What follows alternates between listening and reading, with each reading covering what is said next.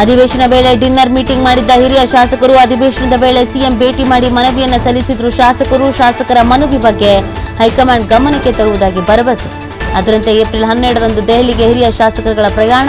CM Delhi ಭೇಟಿ ನಿಗದಿ ಬಳಿಕ ಅಧಿಕೃತ ಭೇಟಿಯನ್ನು ನೀಡಲಿದ್ದಾರೆ ಶಾಸಕರುಗಳು ಅನ್ನೋದು ಗೊತ್ತಾಗ್ತಾ ಇದೆ.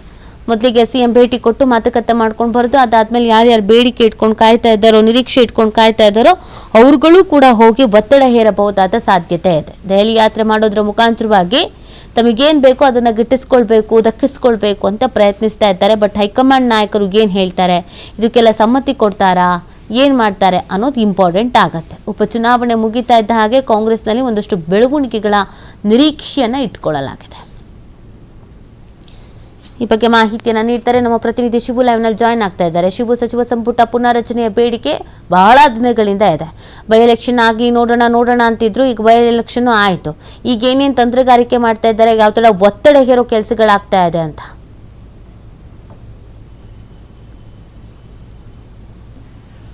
ನಿತಿ, ರಾಜ್ಯದಲ್ಲಿ ರಾಜ್ಯ ಕಾಂಗ್ರೆಸ್ನಲ್ಲಿ ಈಗ ಮತ್ತೆ ಬೆಳವಣಿಗೆಗಳು ಶುರುವಾಗ್ತಾ ಇದೆ. ಈಗ ಉಪಚುನಾವಣೆ ಆದ ನಂತರದಲ್ಲಿ ಕೆಲವು ಬೆಳವಣಿಗೆಗಳು ಆಗುತ್ತೆ ಅನ್ನುವಂಥ ನಿರೀಕ್ಷೆಗಳು ಕೂಡ ಇತ್ತು.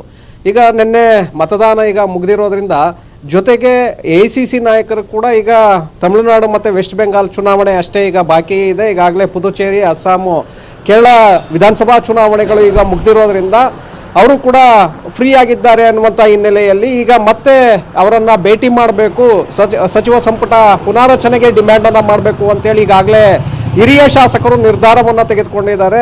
ಬಹಳಷ್ಟು ಶಾಸಕರು 2-3 ಬಾರಿ ಗೆದ್ದಂಥವರು, 4-5 ಬಾರಿ ಗೆದ್ದಿರುವಂತಹ ಶಾಸಕರು ಸಚಿವ ಸಂಪುಟ ಪುನಾರಚನೆಯನ್ನು ಮಾಡಬೇಕು, ನಮಗೆ ಸಚಿವ ಸ್ಥಾನವನ್ನು ಕೊಡಬೇಕು ಅನ್ನುವಂಥ ನಿಟ್ಟಿನಲ್ಲಿ ಈಗಾಗಲೇ ಸದನ ನಡೆಯುವಂಥ ಸಂದರ್ಭದಲ್ಲೂ ಕೂಡ ಪದೇ ಸಭೆಗಳನ್ನು ಮಾಡ್ತಾ ಇದ್ರು. ತದನಂತರದಲ್ಲೂ ಕೂಡ ಅವರು ಅಧಿವೇಶನ ಮುಗಿದ ನಂತರ ಕೂಡ ಸಭೆಗಳನ್ನು ಮಾಡಿದ್ರು.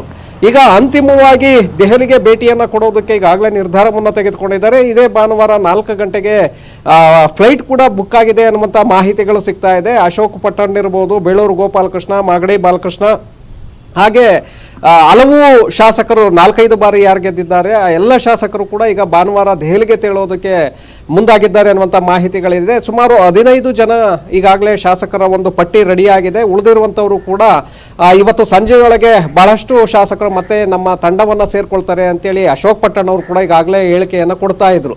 ಸೊ ಹಾಗಾಗಿ ಬಹಳಷ್ಟು ಕುತೂಹಲ ಮೂಡ್ತಾ ಇದೆ. ಇವತ್ತು ಮುಖ್ಯಮಂತ್ರಿಗಳು ಕೂಡ ದೆಹಲಿಗೆ ಪ್ರಯಾಣವನ್ನು ಬೆಳೆಸಿದ್ದಾರೆ. ಅಲ್ಲಿ CWC ಮೀಟಿಂಗ್ ಇದೆ, ಕಾರ್ಯಕಾರಿಣಿಗೆ AICC ಕಾರ್ಯಕಾರಿಣಿ ಸಭೆ ಇರೋದ್ರಿಂದ ಮಹಿಳಾ ಮೀಸಲಾತಿ ವಿಚಾರ ಇರ್ಬೋದು, ಮತ್ತು ವೆಸ್ಟ್ ಬೆಂಗಾಲ್ ತಮಿಳುನಾಡು ಚುನಾವಣೆಗಳ ವಿಚಾರ, ಹಾಗೆ ಲೋಕಸಭಾ ಕ್ಷೇತ್ರಗಳನ್ನು ಮರು ವಿಂಗಡಣೆ ಮಾಡುವಂಥ ಒಂದು ನಿರ್ಧಾರವನ್ನು ಈಗ ಕೇಂದ್ರ ಸರ್ಕಾರ ತೆಗೆದುಕೊಂಡಿರೋದ್ರಿಂದ ಅದರ ಸಾಧಕ ಬಾಧಕಗಳು ಮತ್ತು ಕೇಂದ್ರ ಸರ್ಕಾರದ ವಿರುದ್ಧವಾಗಿ ಹೋರಾಟಗಳನ್ನು ರೂಪಿಸುವಂಥ ನಿಟ್ಟಿನಲ್ಲಿ ಇವತ್ತಿನ ಕಾರ್ಯಕಾರಿಣಿ ಸಭೆಯಲ್ಲಿ ಚರ್ಚೆಗಳಾಗುತ್ತೆ. ಸೊ ಆ ಕಾರಣಕ್ಕೆ ಮುಖ್ಯಮಂತ್ರಿಗಳು ಕೂಡ ಸಭೆಯಲ್ಲಿ ಭಾಗವಹಿಸೋದಕ್ಕೆ ತಿಳಿದ್ದಾರೆ. ಅದೇ ಸಂದರ್ಭದಲ್ಲಿ ವರಿಷ್ಠ ನಾಯಕರನ್ನ ಭೇಟಿ ಮಾಡುವಂಥ ಒಂದು ಪ್ರಯತ್ನ ಕೂಡ ಮಾಡಲಿದ್ದಾರೆ. ಹಾಗೆ ಸಚಿವ ಸಂಪುಟ ಪುನಾರಚನೆಗೆ ಇವತ್ತು ರಾಹುಲ್ ಗಾಂಧಿ ಅವರ ಬಳಿ ಒಂದು ಅನುಮತಿ ಪಡೆಯುವಂಥ ಒಂದು ಪ್ರಯತ್ನವನ್ನು ಕೂಡ ಮುಖ್ಯಮಂತ್ರಿಗಳು ಮಾಡಬಹುದು. ಹಾಗಾಗಿ ತಮ್ಮ ಆಪ್ತ ಬಳಗದಲ್ಲಿ ಗುರುತಿಸಿಕೊಂಡಿರುವಂತಹ ಶಾಸಕರನ್ನ ನೀವು ಕೂಡ ಹೈಕಮಾಂಡ್ ಭೇಟಿ ಮಾಡಿ ನಂತರ ನಾನು ಸಂಪುಟ ಪುನಾರಚನೆಯನ್ನ ಮಾಡ್ತೇನೆ ಅನ್ನುವಂಥ ಭರವಸೆಯನ್ನ ಕೊಟ್ಟಿರೋದ್ರಿಂದ ಈಗ ಶಾಸಕರು ಕೂಡ ಭಾನುವಾರ ದೆಹಲಿಗೆ ತೆರಳೋದಕ್ಕೆ